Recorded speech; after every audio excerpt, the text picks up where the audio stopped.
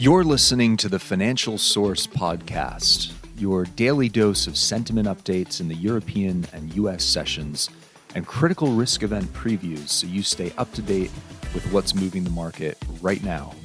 Each session is carefully crafted personally by the Financial Source analysts and voiced by our AI hosts who, as it turns out, sound a lot better than we do. Here's Rachel and Michael with this session's deep dive.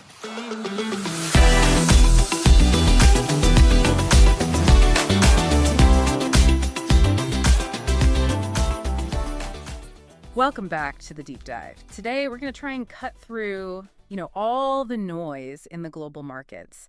It's amazing how everything seems connected, isn't it? It really is. A central bank move here, a trade talk there. Yeah. It all feeds into this bigger picture.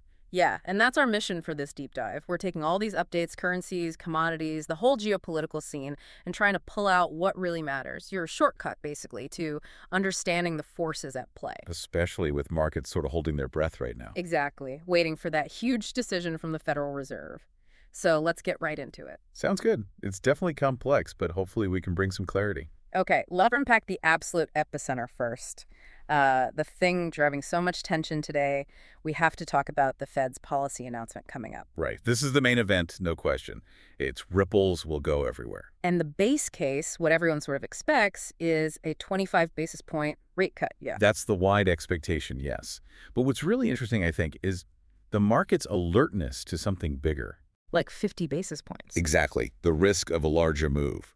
That would signal something quite different, a much more aggressive, maybe even concerned Fed. So it's not just the cut itself, it's the character of the cut, as you said. Precisely. And that's why everyone will be glued to the updated dot plots, where the official C rate's going. Mm-hmm. And Powell's press conference, of course, always a big one. Absolutely crucial. But, you raise a good point sometimes about Powell. Do you think the market reads too much into his usual careful language? He's pretty good at being ambiguous. He is. He really is. Master of ambiguity sometimes. Maybe the real clues are in the small shifts, the tone. I think that's often the case. What he doesn't emphasize can be as telling as what he does. But those elements, the dots, the nuance from Powell, they're critical. They set the tone for risk appetite globally, the path for rates through year end, way beyond just today. Okay. So the Fed casts this huge shadow. Let's pan out a bit and see how currencies are reacting, positioning themselves ahead of all this. It's like watching players around a poker table. It really is. Yeah. And you see straight away, these aren't isolated moves.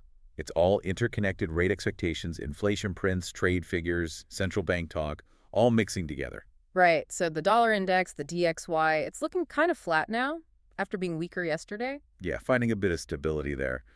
But look at the euro against it, EUR/USD.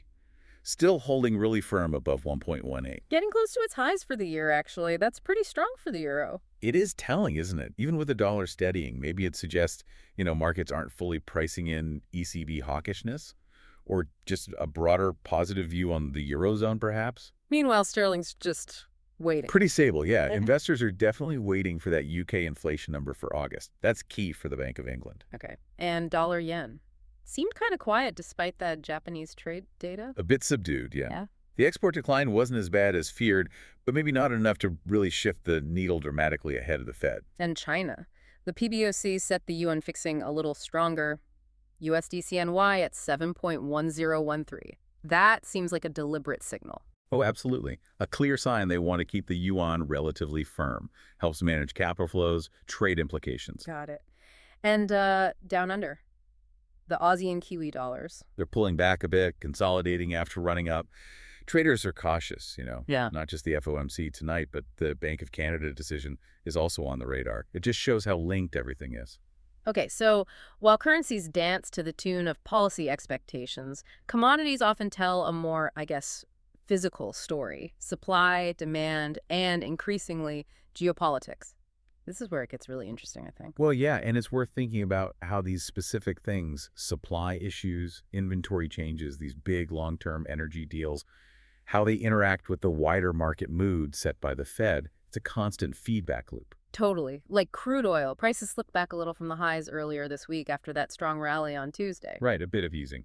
but there's still some pretty solid support underneath. Yeah, like those reports about Russia's Transneft restricting oil storage, that Yeah. could actually force output cuts, right? It could. If you can't store it, you might have to produce less. That's a direct supply constraint. And then domestically, in the U.S., you had that big draw in private crude stocks. 3.4 million barrels, that sounds supportive for price. It is, generally. But it's nuanced. Distillate stocks actually built more than expected while gasoline fell.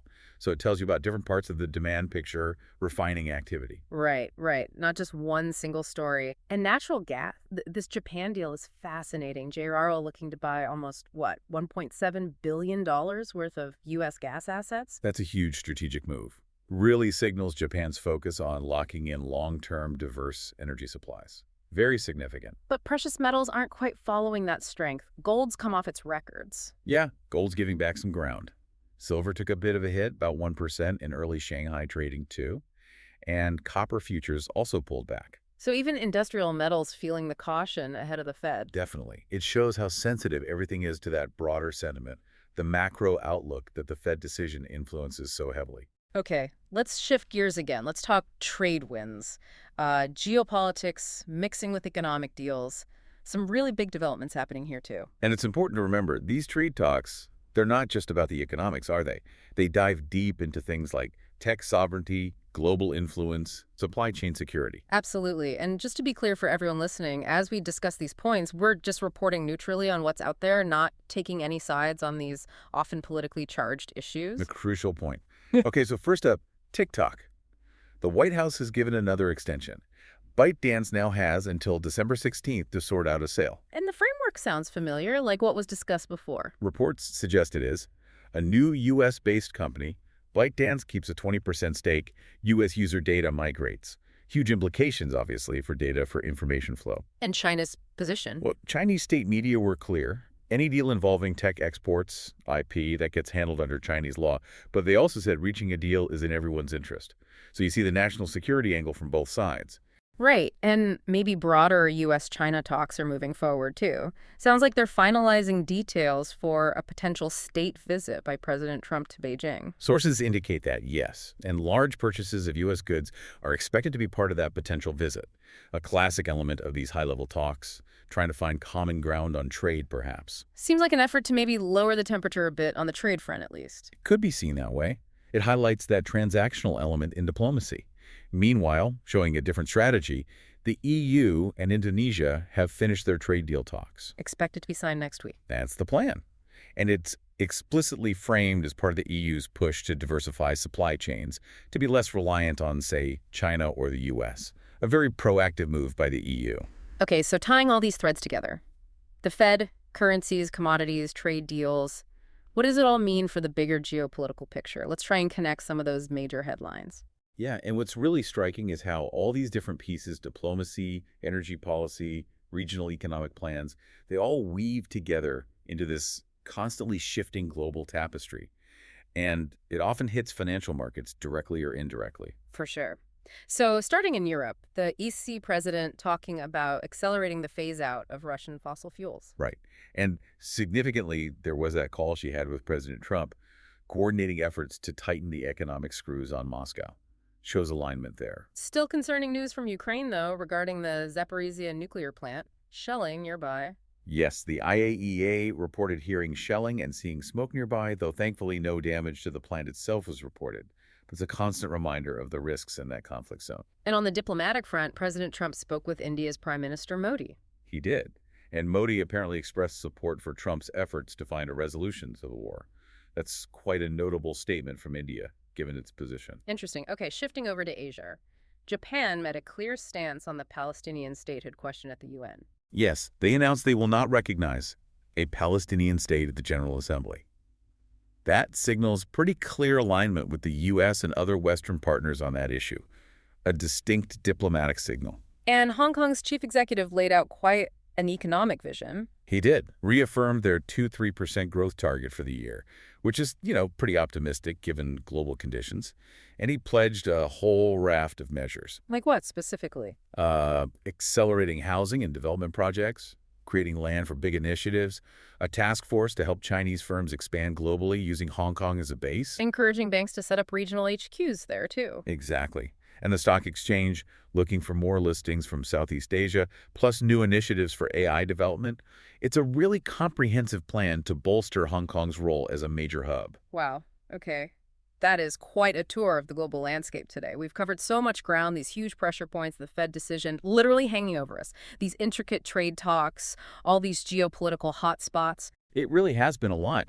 And I think, while that FOMC decision feels like the thing right now, stepping back and seeing the context, the currency shifts, what's driving commodities, the geopolitical maneuvering we just discussed, it gives you a much, much richer perspective. Yeah, helps you see beyond just the immediate headline. Exactly, to the underlying currents really shaping things. Okay, so for your key takeaways from this deep dive, yes, the Fed's move will absolutely set the short-term market tone. You'll see it in currencies, in trader caution.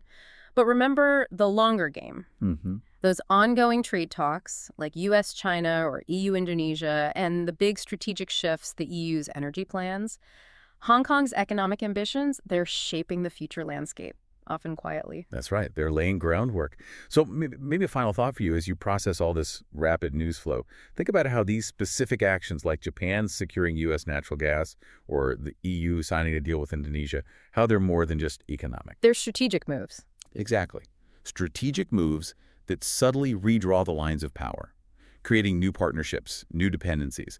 It makes you wonder, doesn't it? What impact might these seemingly smaller shifts today have on the next big global headline, maybe a few years from now? That is a great question to ponder. Thank you so much for joining us on this deep dive today. We really hope you feel more plugged into the complex global story playing out all around us.